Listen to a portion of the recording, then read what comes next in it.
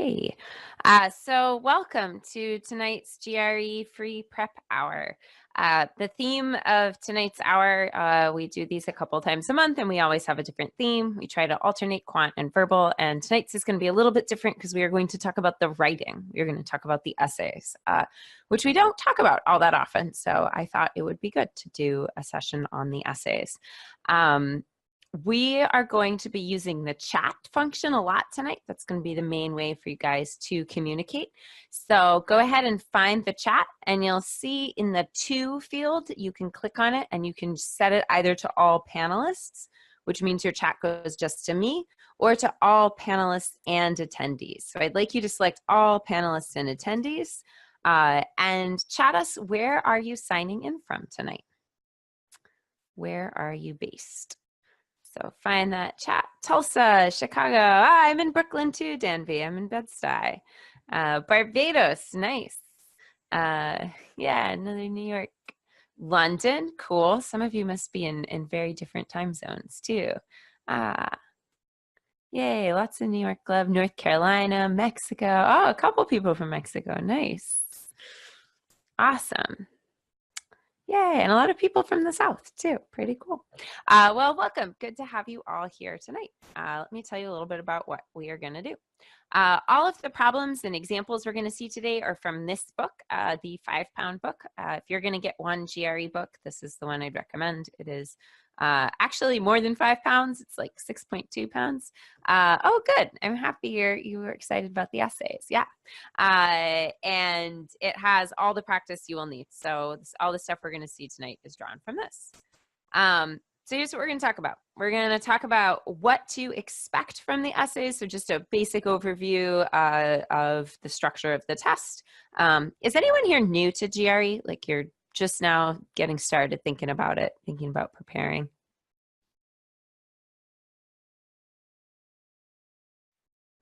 Ooh.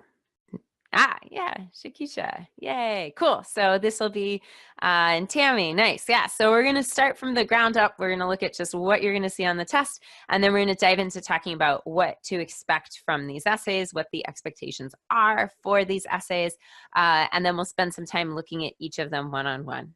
Depending on how long all of this takes, we may have 5-10 minutes at the end to do a more open Q&A on other topics, but an hour moves quickly, so we'll see how far we get. All right, so here is an outline of what you'll see on the GRE. One important thing about the writing is that it always comes first. So the first thing you do when you sit down is type. You have a little text editor. It's very basic. It's kind of like Microsoft Text, that tool, very simple. Like you can't cut and paste. There's no spell check. So you're typing, but in a pretty limited kind of word processor. You'll do those 2 essays, and then you'll move on to the multiple choice sections that are probably where most of you will focus the bulk of your studies. So you'll do 2 quant sections, 2 verbal sections, and then a 3rd section that's either quant or verbal that's experimental, and that one's not scored. The other important thing to note here is that your essay score is separate from the other scores. So probably thinking about applications and targets, you've thought a lot about this scaled score, that 130 to 170 quant and verbal score. You get those scores right away. Finish the test. Oh, Emmy, I'll answer that. It's a good question. You'll get those scores, scaled scores, immediately when you're done. The essay comes maybe 7 to 10 days later with your official report. Emmy, that's a great question. It's not clear where it comes. It could come anywhere. Yeah, this is like one example of sort of ordering, but the order varies from test to test, and they don't tell you which is experimental. So you just need to do your best on all of them. Yeah. Good to remember too, if you get a section that feels really uncomfortable or weird, there's a good chance it's the experimental. So just don't let it throw you off if you have that experience. All right. So let's dive into the essays. Though definitely feel free to throw out questions at any time. Always happy to get questions. All right, so the essays, it's the first hour, and there are 2 tasks. So you'll spend 30 minutes on one, timer will go off, you'll be done, you'll move on, and you'll spend 30 minutes on the other. One asks you to analyze an issue, the other asks you to analyze an argument. And we'll talk a lot about what those 2 tasks mean. Jamaica, nice. These essays are scored by a combination of computer and person. There is a real person who reads these essays. So that's why you get those scores later. They need to have someone read. Keep in mind that this person who's reading these essays has a lot to read and they're reading really fast. So that's going to shape some of how we approach writing these. We have to write for someone who's going to be moving at the speed of light as they go through them. All right. The issue essay is very similar. If you guys remember doing the SAT essay, like the SAT writing, which is what I did, because I did the very old SAT, or when it was 2400 scale, the essay on that, very similar. They give you a broad, open-ended prompt, and you have to agree or disagree. Now, it doesn't matter which side you choose. These are things where there's never a right answer. It just matters that you pick a side. So what you don't want to end up doing is sort of saying, maybe it's this, maybe it's that. There's a lot of shades of gray. Yes, in life, there's always lots of shades of gray and nuance, but for the purposes of the GRE issue essay, you want to be decisive.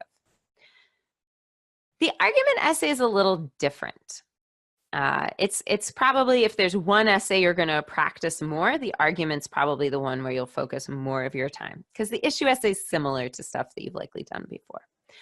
The argument essay gives you a short piece of logical reasoning, and you have to just basically explain what could be wrong with it. List possible flaws or assumptions or questions that the argument raises. So here you're not taking a side. You're not saying this is a good or bad argument. It's always kind of an okay argument. And you just want to point out what could be wrong or what could be better. But you don't have to have a strong claim in the argument essay. Whereas in the issue essay, it's all about having a strong claim.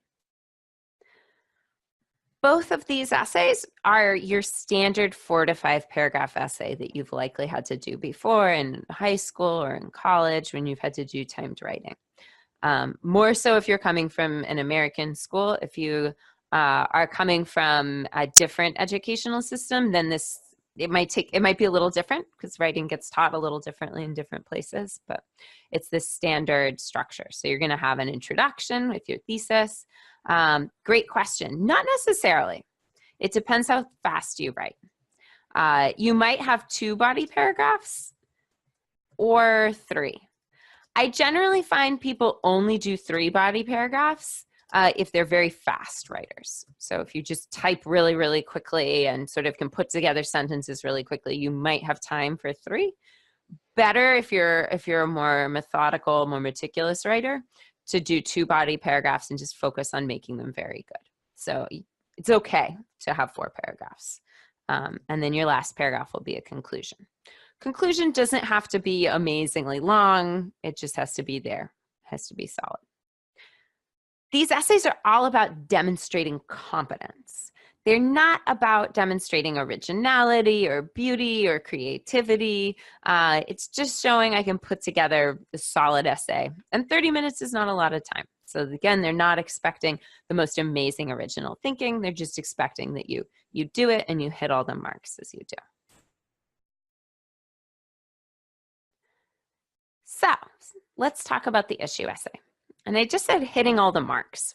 And partly what I mean by that is you want to note what the prompt is asking you to do. And then you want to make sure you do what the directions ask.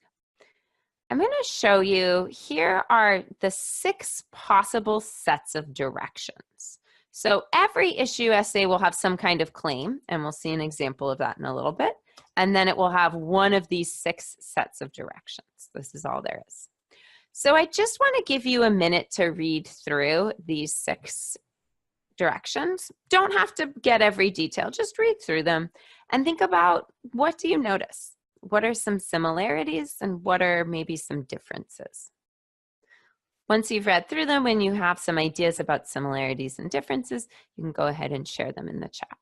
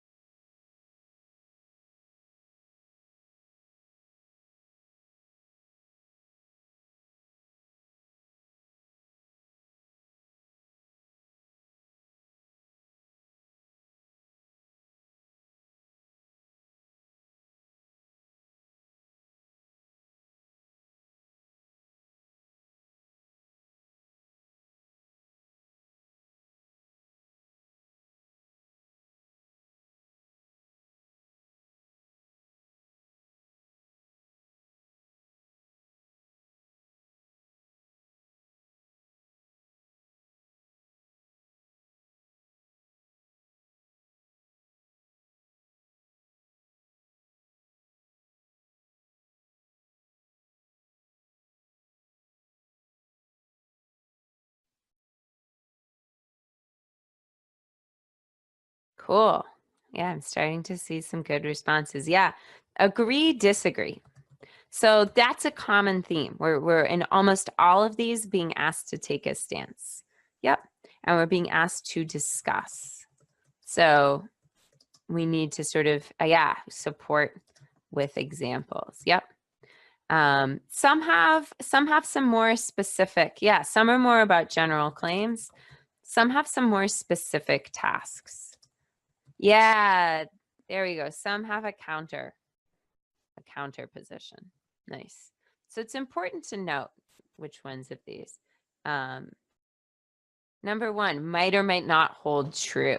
So that's asking for some kind of counter position. Number three asks us to talk about the most compelling examples that could be used to challenge. So that's asking for a counter position. Number four it asks us to address both of the views. So it's also asking for a counter position. So you want to make sure that you check these directions. See, okay, do I need this counter example? Okay, yes. If it's one of these three, then you should. Number two as well, a little bit, would or would not be advantageous. Is there any one of these that seems really different from the others? There's a lot of similarities here. Did any one of these stand out as being odd or unusual?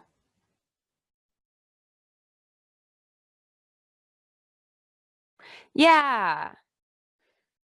I think 5 and 6 both have some unusual stuff in them. Number 6, because we get both a claim and a reason.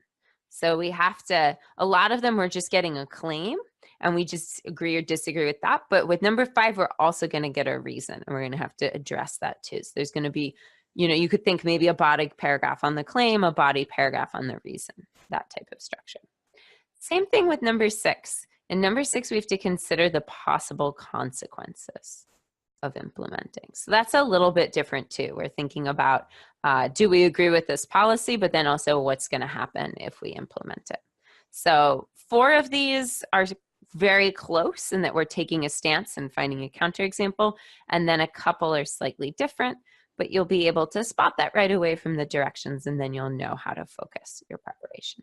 So don't ignore these directions. You can lose points if you don't hit on all the things the directions ask you to do. Okay. Now let's take a look at an example. Here, I'll show you. So before you start reading this essay, I'll point out, we have our directions here, similar to what we just saw. And then we now have our other component. We have our claim. So this is the set of directions where we're going to be asked to agree or disagree, and we're going to have to discuss a counterexample.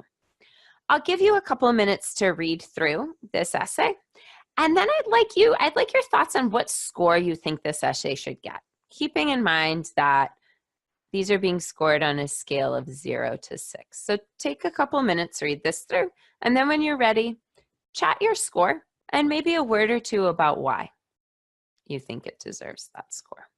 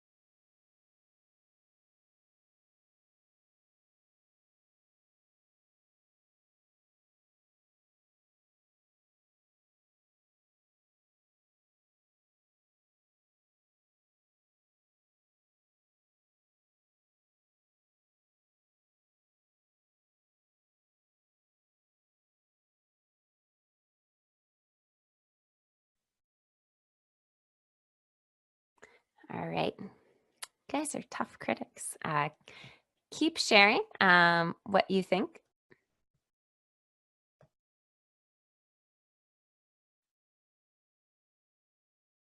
Linda, I'm curious about why you think this person didn't answer the question.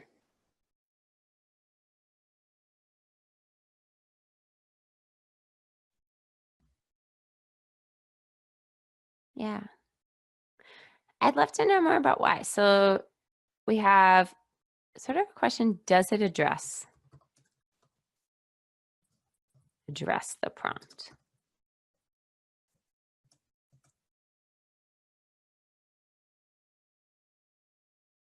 And we're seeing sort of in the pros column, there's good vocab. Yeah. Danby, what's good about the structure?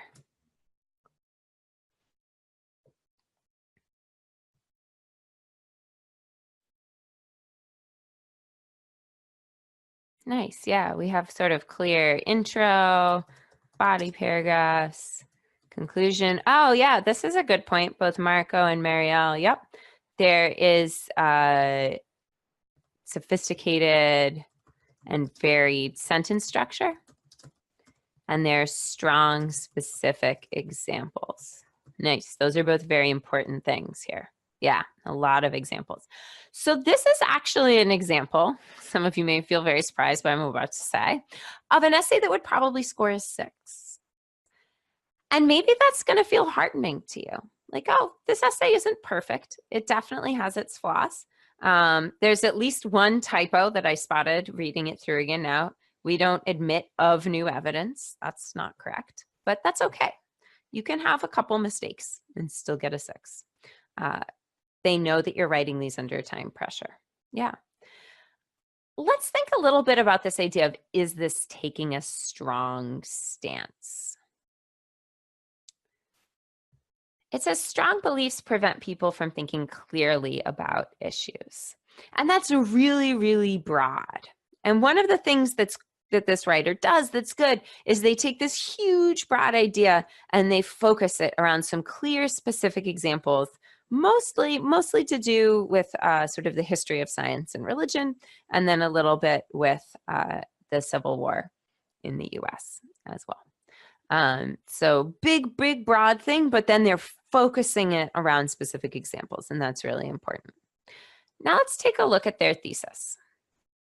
Strong beliefs do prevent people from thinking clearly about issues when those beliefs are based on emotion, group loyalty, or tradition.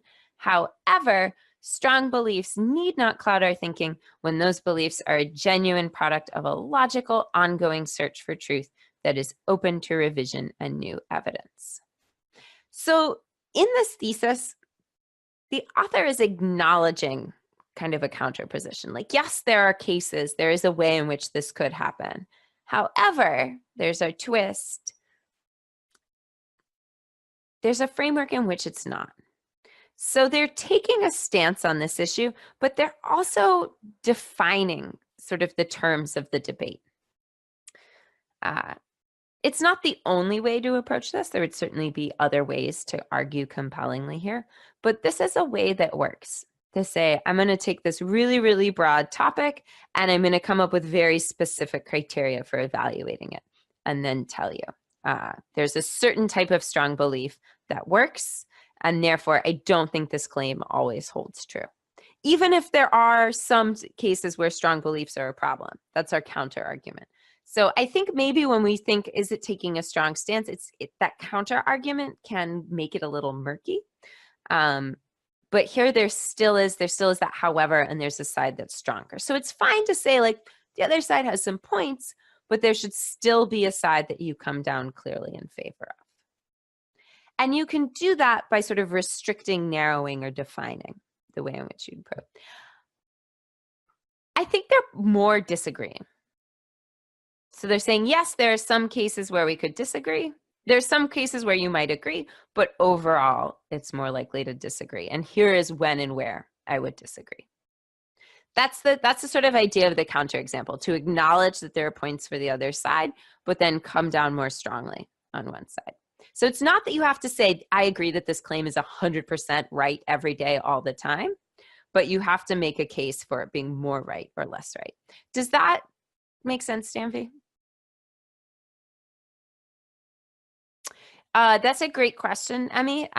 You could, if that feels workable for you, like if you're sort of brainstorming and you're like, I have this great thesis up front.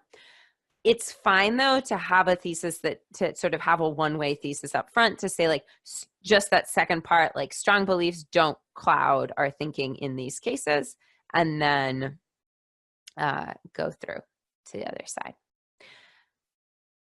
I think always make it clear, you acknowledge the counter argument, but then use the counter argument to actually re-emphasize your thesis, which is sort of what this person is doing here. They're saying like, yeah, in some cases it might be a problem, but there's a more important type of strong belief. And that's really where my thesis is focused.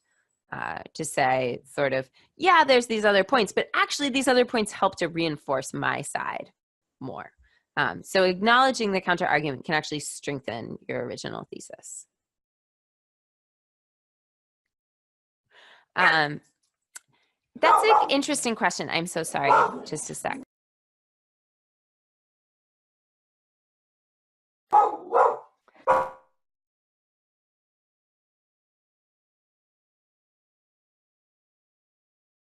Sorry, my landlord came over and my dog is very excitable.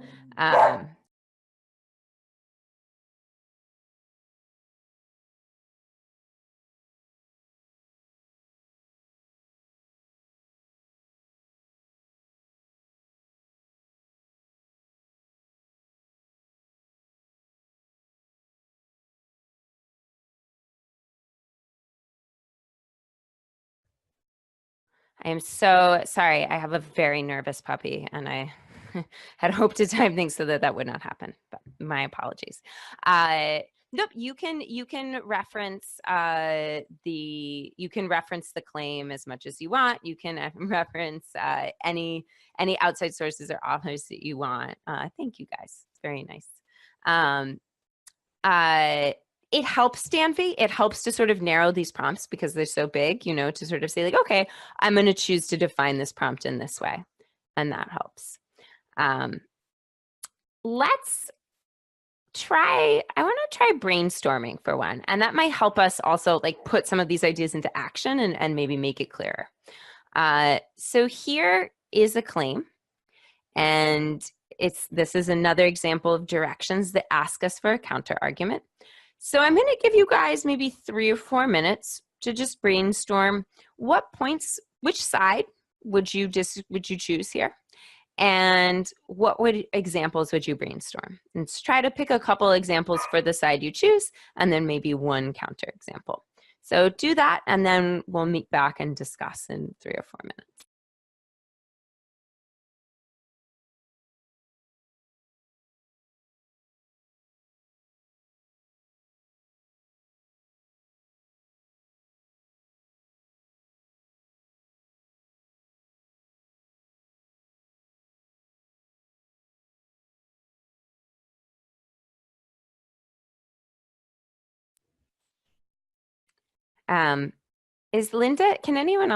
Can everyone else see this?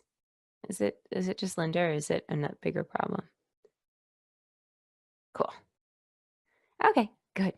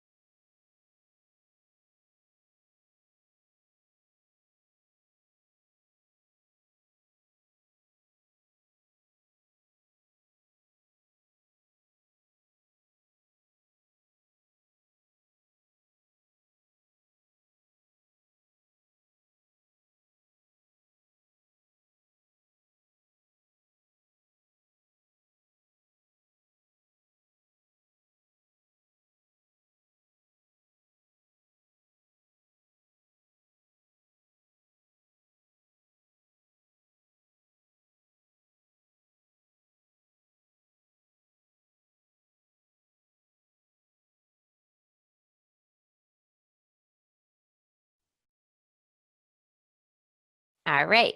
When you are ready, I would like you to start doing what Leah just did very elegantly. I would like you to start just chatting what you would use to agree with this argument. Some examples for agreeing with this argument.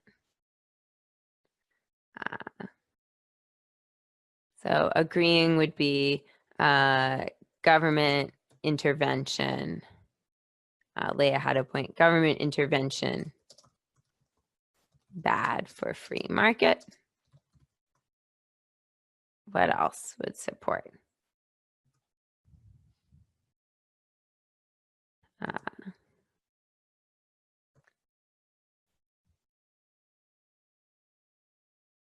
Government restrictions keep us from pursuing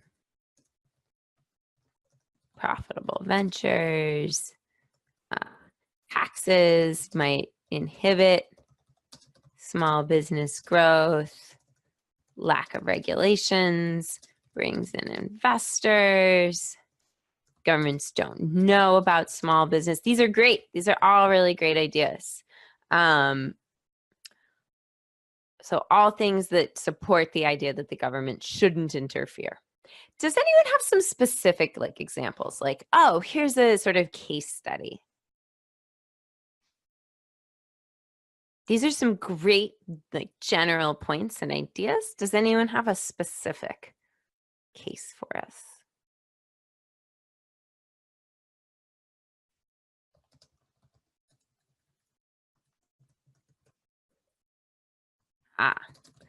So that would sort of be our next step as we think about preparing for this task. Like lots of good ideas about what sort of law.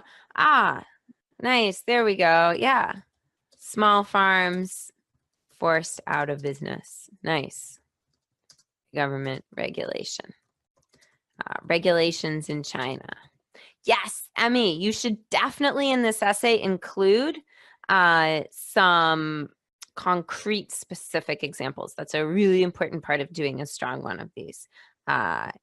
Yes, Walmart. Glasses, nice. That's an excellent example.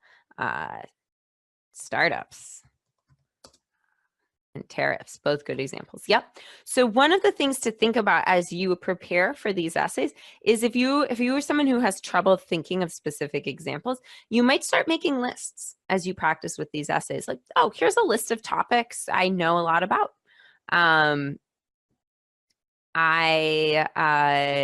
Here's a list of topics I know a lot about that I might want to write about. I have kind of a database of maybe 10 or 15 that are drawn from reading current events or things you studied in school or books you've read. Or as we discussed in the chat earlier, personal examples are fair game too. And if you're really stuck for material, you can invent personal examples. It's a little bit a last recourse. I would say better to have other examples, but in a pinch, just say, like my cousin had a small business and here's what happened, and invent that story. But they want to see that you can make sort of a good broad point like we started out with here, and then call on a specific fact, example, case to support. Thinking back to that essay we just saw, some broad points, but then also talking about specific thinkers like Galileo or Descartes.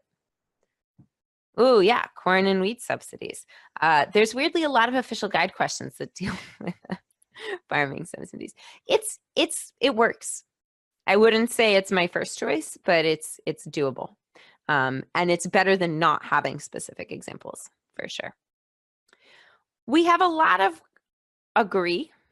What about some disagree? I said, no, the government should be involved. What are some points and examples that we could use to support that side?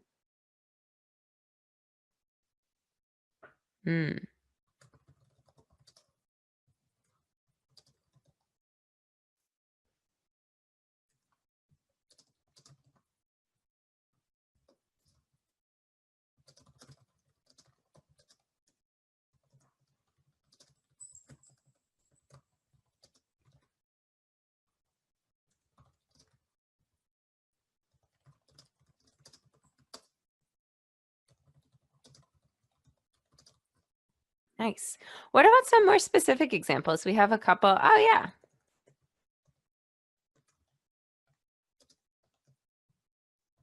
Nice. New York subsidies for startups. You certainly could, Anna. I think the more extreme you make your claim, I think the higher the burden of argument you're placing on yourself. Town that doesn't allow big businesses. And that's Sarah, that's an interesting example because I could see that being an actual town that you knew. I could also see that being an invented town. I had a student who was had grown up in Moscow, and she made a lot of her examples about like esoteric points of Russian history, you know, like medieval Russian history that may or may not have been totally true, but highly unlikely, you know, that your reader would have that specialized knowledge. Yeah. Like unfair contract competition, Amazon. Yeah, that's a sore point in New York right now. Or a point on which the people have many mixed feelings. Cool. Nice. This is a really good brainstorm. So this is sort of where you'd want to start in planning one of these essays. You might say, okay, I'm going to take 3 to 5 minutes, and I'm just going to list my examples and my counter, and then I'm going to organize them. So I might then take these great ideas that I have and think about how to organize them into an essay. I'm just going to cover this up and say like, okay, I'm going to have paragraph 1 might be businesses will get questionable funding. Let's say I'm writing a disagree essay. Paragraph 2 would be businesses need support in starting, and I could talk about the New York subsidies.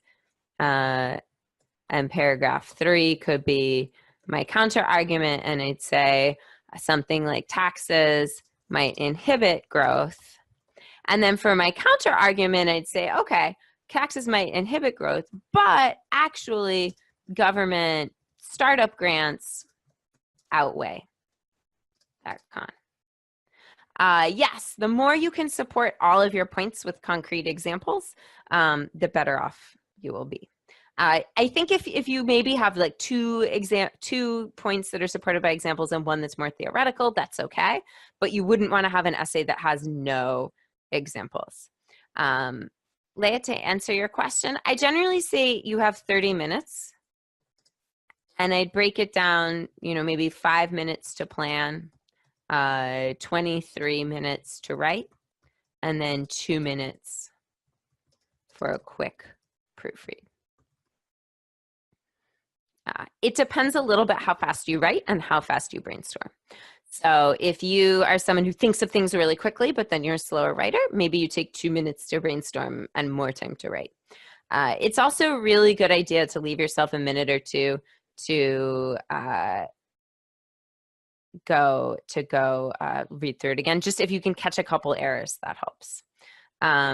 Including quotes is a nice touch. So if you have a couple quotes memorized, that can be really nice. It's not necessary, but it's definitely a bonus. They cut you off after 30 minutes and move you to the next task. And I am shortly going to move us to the next task to look at the argument example. Yes, hypotheticals are okay, Sarah, but I wouldn't use only hypotheticals. I would try to have a mix. I look for the mistakes I can spot quickly. So like big spelling, grammar, typo errors. I do like a quick scan. Counter is like, I'm not sure I follow your question, Astrid.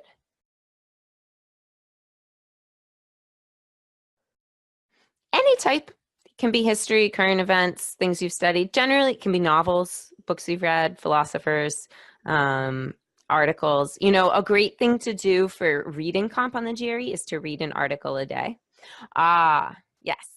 I'll talk to you in a second. To read an article a day from a publication that's sort of GRE level. And that will also be good because then you'll have all these things you've read recently in your head that you can use for your essays. So it's a good exercise for building reading comp skills, but a great exercise for essay examples as well. Marco, a counter example is saying, it's sort of like, what might someone who's arguing against you argue? So you'd say like, I think this side is right. Here's why. Someone who disagreed might say this. They kind of have a point, but mostly I'm really right. Does that make more sense? Does that help? Yeah. I doubt it. If you happen to get a reader who really knows that topic, it might maybe impact you. But I don't think, I think it's rare. If you say something glaringly wrong, like the Declaration of Independence was signed in like 1502, that's probably a problem. But if it's something more esoteric or a smaller fact, then that's fine. So, yeah, you want to have at least one sort of good, solid example in there. I would really try to steer clear of having none. It doesn't have to be every paragraph, but you should have a couple. We can keep doing questions, but let's actually switch gears and look a little bit at the argument, because that's a kind of different task and it's an interesting one. So here we go. Here are the argument prompts. There's a bunch, so just take a quick scan. You don't have to memorize these thoroughly. This is just to get a rough sense. And what I'm most interested in is, how are these similar? Like, what are they all kind of asking us to do here? So take a moment, scan through these, and then share your answers in the chat.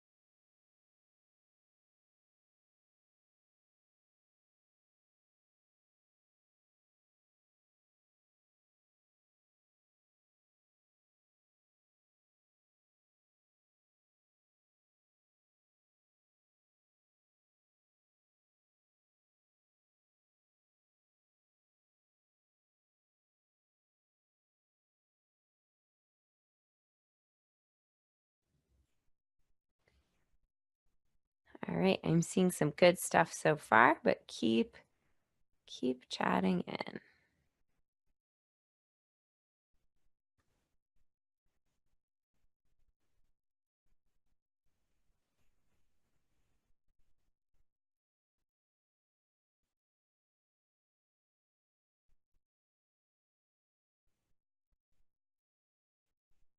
Yeah, asking for questions and evidence is also a big one.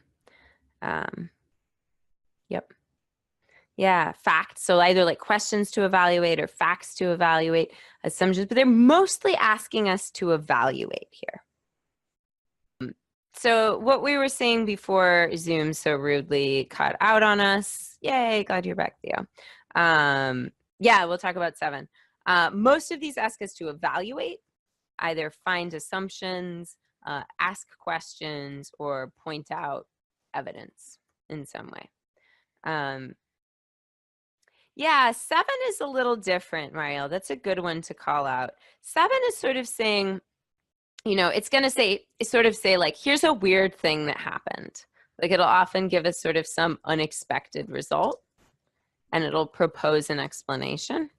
And you're basically going to say, actually, there's another way this might happen. Like, the argument might say, it's Tuesday and it's raining, therefore Tuesday causes rain. And you could say, well, actually, I think that it's raining on a Tuesday because there was a cold front that came through. That's a really silly example. They're not going to be sort of that obviously bad, but that's essentially, it's going to give you maybe like something that seems paradoxical or weird and ask you to propose another explanation. So that one's a little bit different. Most of the others are more evaluative, and number 7 is a little unusual. So definitely if you see that one, you're going to sort of reframe. Okay. So again, we're not looking for a strong stance here. We're looking to sort of list flaws to evaluate in some way. So let's take a look at an example. Here, our prompt asks us, to write a response in which we examine the stated and or unstated assumptions, and then be sure to explain how the argument depends on these assumptions and what the implications are for the argument if the assumptions prove unwanted. What do they mean by assumption here? What do you guys think they're talking about?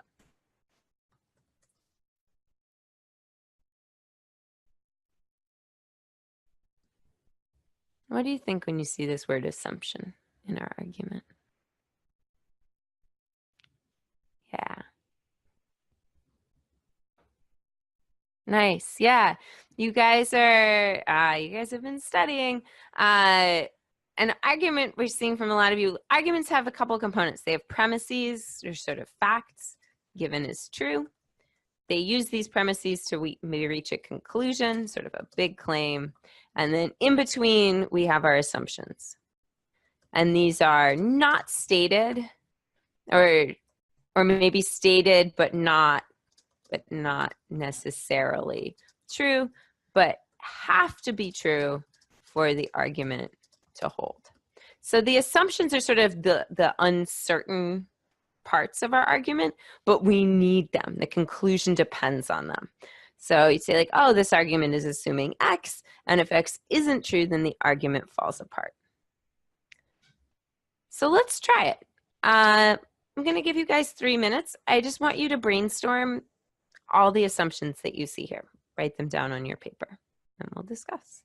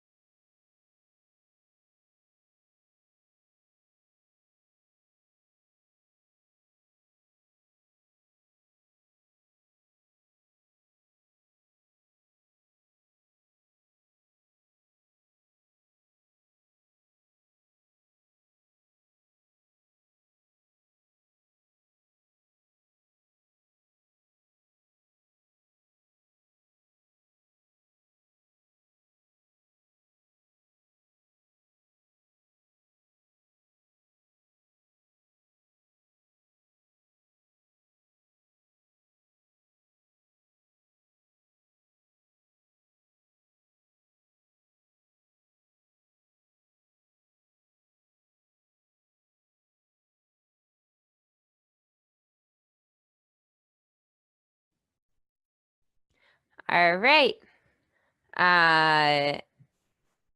Oh, that's a good point too. Keep chatting them in. Nice. Yeah, I think we're getting a pretty good list. So that's one thing to keep in mind with these arguments. There's always going to be a ton of things that are bad with these arguments. These are never going to be super strong arguments. So you should ideally have a bunch of things to consider. So I think we've done a good job of listing a lot of assumptions. There's probably more that you guys have thought of, but I have run out of space on my screen.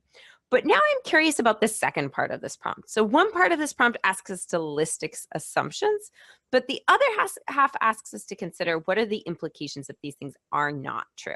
So let's just think about that for a couple of these. You get the hang of this. So this one says people can be more productive in 4 days rather than 5. What if that's not true? What happens? How does that impact this argument? If it's not true that people can be more productive in 4 days. Yeah. Yeah. So now it seems like there's a negative impact, might outweigh the positive. Yeah. Yeah. People might procrastinate, lose focus. Yep. And so maybe that, you know, what they're saving by shutting down the office is actually going to be cut out. What if it's not true that people want Friday off? What happens then?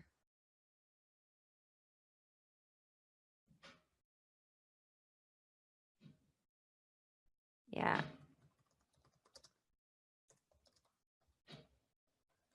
So this is going to impact the morale side. You know, we have kind of two parts of our conclusion, like boost morale and improve profits. And if the productivity impacts profits and morale, this one really impacts morale. Yeah, they may have other things going on. There may be these other negative implications that they haven't considered. Nice. So for this is sort of the two big points you want to hit here. And you guys are pointing out lots of really good ideas. And this is a place to sort of run loose, run wild with this kind of what if this, what if that, these sort of hypotheticals. So if the issue essay is all about anchoring in concrete examples, here we can really let our hypothetical imagination have freer reign. And that will help. So in this one, you're going to say like, okay, here's like, 5 different assumptions. I'm going to explain what these assumptions are. I'm going to explain how they're working. And then I'm going to tell you what the impact of these is. Don't forget that impact part. So great to say they're assuming that people can be more productive in 4 days. And then go on and say, but if that's not true, here's what's going to happen. One thing that can help with these argument questions is to be aware of sort of common flaws or patterns that show up of these. Yeah, I actually am gonna point you guys to a resource where you can see a lot of examples of different types of essays. Nope, this one can be totally hypothetical because you're really just evaluating the argument that they give you on screen. I have a couple things I want to say about style and the actual writing in these essays. We saw a little bit of that when we looked at that issue essay, but it's worth reiterating. These are true for both argument and issue. Have your thesis, your summary of key points very clearly in your introduction. Like, I agree with this and here's why, or there's 7 flaws I'm going to talk about in this argument. Like, get that up front. Remember that your readers read really fast. So you want that first paragraph to be very strong and very clear and to give them a clear roadmap of what's following. Good style usually involves varied sentence structure. So think about having long, complex sentences, some short, simple sentences, looking for a variety in how you're putting things together on the sentence level. You'll be studying vocabulary for the GRE. Maybe you have been, maybe you will be. Those are great words. Throw them into your essay. However, this is for all, Linda. Yeah, for both essays. Only use a word if you're certain you're using it correctly. There's nothing worse than like reaching for a word you don't quite know how to use in context and it not working.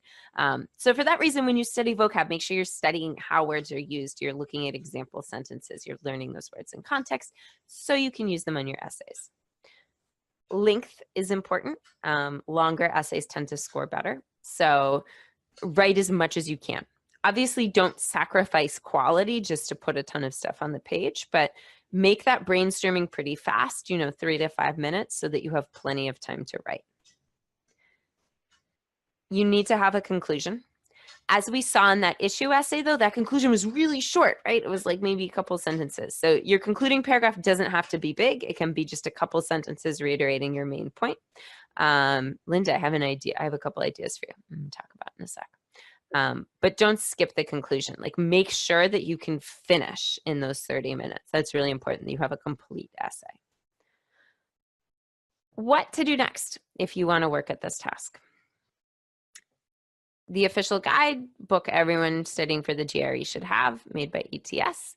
Yes, Lindsay, there's a timer at the top of the screen that counts down, just like you have a timer for the multiple choice sections. Yep. Start by reading that. There are example essays in that I think you'll find helpful. ETS, the people who make the GRE, if you go to their website, they also have example essays for every score, 6, 5, 4, 3, 2, 1, 0, on their site. So you can see sort of the full range of what a very good essay looks like, what a solid essay looks like, what a not good essay looks like. I would practice writing a timed issue and a timed argument essay. So pick a prompt. There's a bunch on the ETS website. There's a bunch in our books. Set a clock for 30 minutes, count down. Another thing to do if this brainstorming part is hard for you, and this is also something to do if you need to save more time to write, if your writing takes a little longer. Get a big group of prompts, like 5 prompts, 10 prompts, and just give yourself 3 minutes and do what we did tonight, like brainstorm your examples, decide on your outline. Brainstorm examples, decide on your outline. If you do that a bunch, it starts to get fast. You start to build that pool of common examples that you're likely to draw from, and that way you can make that step super quick. Finally, at some point, you should do a full practice test that includes the essays. So not every practice test you do needs to have the essays in it. It's exhausting, so it can be nice to skip them, but you should have at least one experience of the full test with the essays. The other thing that I forgot to put on here, but that I mentioned earlier and that I think is good, is outside reading. So read an article a day from a good source. And particularly try to pick topics you're not that familiar with. And that's really great because that's going to help you build reading comp skills. It's going to help you elsewhere in verbal. And it's going to give you a really nice store of examples to draw from in your essays. Bharath, what topics do you not like? I can recommend a couple by topic. Philosophy. I would look at the New York Review of Books or the LA Review of Books. Those are probably good ones. If sort of like tough, intricate humanities stuff. Government, you might look at The Economist or The Atlantic. Good ones. Yeah, you do get scrap paper. Yep. You get scrap paper for the whole test. So you can make notes for your essay when you're doing quant, when you're doing verbal. It's unlined. They give you unlined paper and pencils. All right. That is all that I have for you guys. One other thing, if you want more guidance, have more questions, you can come to a free trial class, either online or in person if you live in a place where we offer in-person classes. And those run all the time. So if you want more sort of in-depth advice, go for that. Linda, I would practice brainstorming. Oh yeah, Marco, go ahead and ask your question. Linda, I would practice the brainstorming step and get that really fast. And then I would just do a few practice essays because I think you'll find they get faster. And also you'll find that you write about the same examples over and over again. So you start to develop like, oh, okay, I'm going to use my like American Revolution example and I've practiced what I'm going to say for that. So sort of having some like formulaic explanations of examples that you put into essays will help it go faster. So you can do it longer. Marco, it depends a lot on how close you are to where you want to be. So if you haven't, I would take a practice test and see where you're at. We offer a free practice test on our website. So take it, see if you're very close to your goal score, then 2 weeks could be a perfect amount of time. It varies a lot from person to person, depends where you are, where you need to be. what things you need to improve on. Reading and vocab are sometimes a little slower, take a little longer to improve. Quant can be a little faster, but it depends on the person. Take a practice test and see. And you can always take the official test again, too. Good thing to remember. Yay! Sometimes it's good to just do it, plunge off the deep end, see how it goes. All right, happy holidays to everyone. It is 9 o'clock. I need to sign out. Check out a class if you want. I want more advice. Best of luck and enjoy preparing. I hope it goes well.